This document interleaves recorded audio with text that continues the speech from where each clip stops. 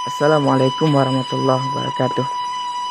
Sambah sujud je simpuah, sabarik buka nan piawai, ngalaco luruh main daun, indak basisiak je basibak, indak bahinggo je babateh, kok ketek indak basebik namu, kok gadang indak basebik galah.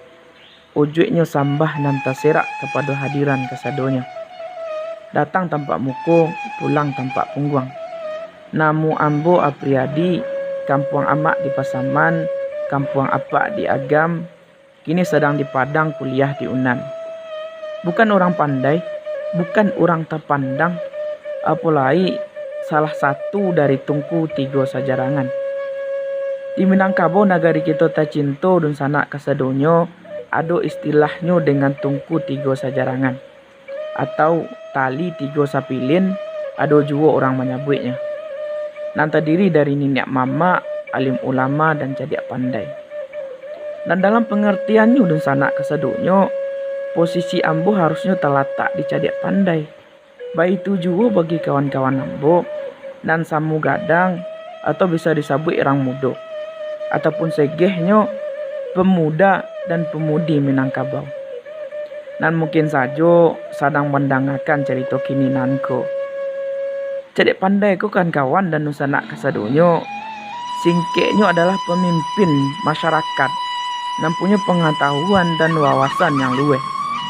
Serta juga pemikiran yang dapat mencari jalan keluar terhadap permasalahan yang sedang diadoi masyarakat di Minangkabau.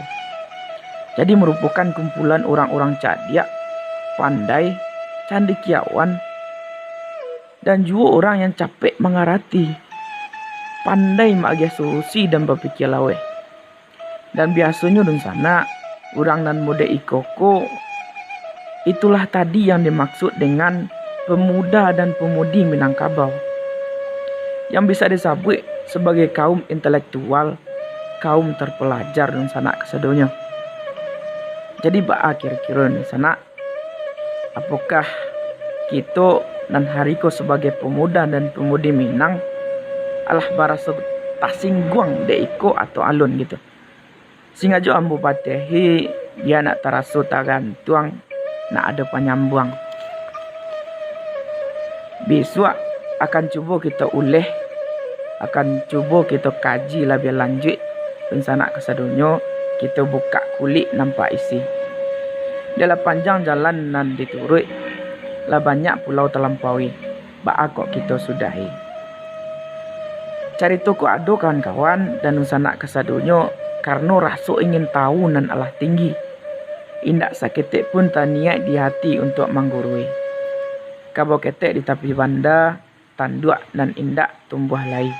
Ambo ketek jolong baraja, tolong ditunjuk diajari. Wassalamualaikum warahmatullahi wabarakatuh.